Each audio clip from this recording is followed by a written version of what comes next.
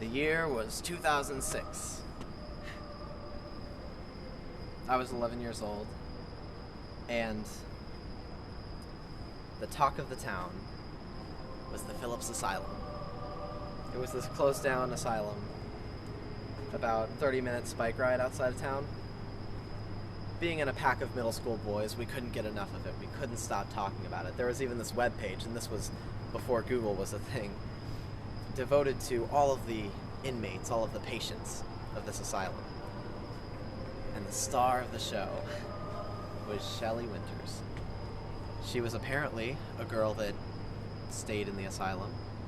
And all we had was her picture, but yet, we all knew everything about her, right? She was about our age. She killed everyone in her family. That's how she got locked up. And then one night she went crazy. She stopped taking her pills, and she went into all of the inmates' sleeping quarters and killed everybody. Oh, Shelley Winters, man. Me and my best friend Jason, we used to have sleepovers, and we would talk about going to the Phillips Asylum one night. It was crazy. Our parents would never let us. But we always said one day we'd do it. And that day would be in fall 2006. We told our parents we were going to some sleepover at Bill Watterson's house. Really, we took our backpacks, filled it with Chex Mix and flashlights, and we took the 30-minute bike ride over to Phillips. You know, I don't know what we thought we were going to find, what we were expecting, but nevertheless, we hopped the fence. We couldn't get in through the front door. There was a padlock, so we smashed in the windows. And at first, it was just me and Jason, and we were trying to scare each other. He would step a few paces behind me and then knock over a medicine cart. We were both just trying to freak each other out. I don't know how I'd describe the energy of Phillips. It was otherworldly. I don't know how much of it was just two 11-year-old boys trying to scare each other and how much of it was... But anyway, it felt like sometimes there would be steps where there weren't steps, shadows on the wall where there weren't people. It was fucking weird. And at some point we got lost. We were making as many left turns as we could, but we couldn't seem to get back to the room that we had started out in with the broken out window. And at that point, we just want to go home and watch a sci-fi marathon on TV. We're getting mad at each other, we're fighting, we're yelling, just trying to find our way out until we stumble upon this hallway. And at the end of the hallway, there's a door. It's open, but it's pitch black.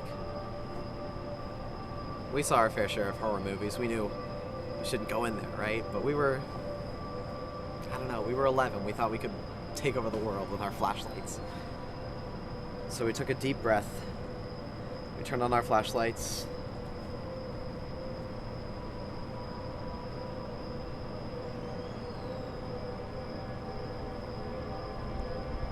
And there were dozens of people. They were mangy, their clothes were torn. The smell was rank. And there was something about their eyes.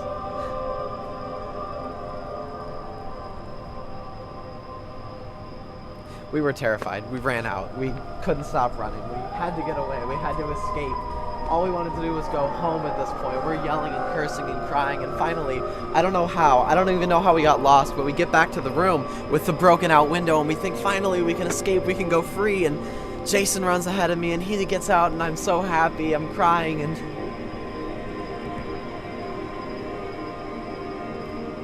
I hear a voice. It's a girl's voice, and it's helpless, it's weak. And something tells me that I can't leave until I've helped her. I take one last look at the window, and I take one last look behind my back, and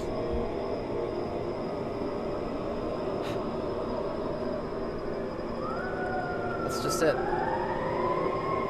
I can't remember anything else. I can't fucking remember anything else.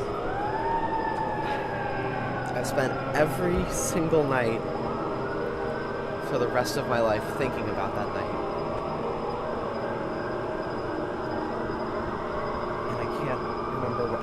happens next.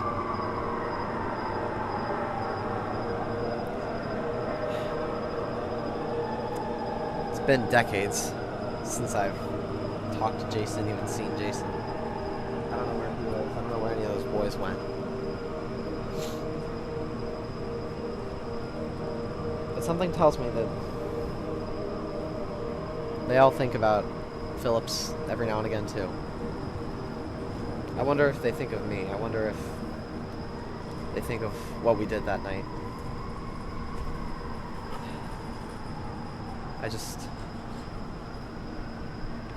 I hope someone thinks of me.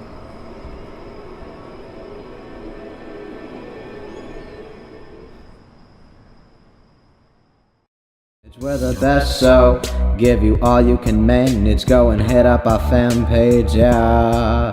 Hey cutthroat, leave you bleeding and pleading, cause we're so cold, it bears a little repeating. We're the best, so never will we concede it.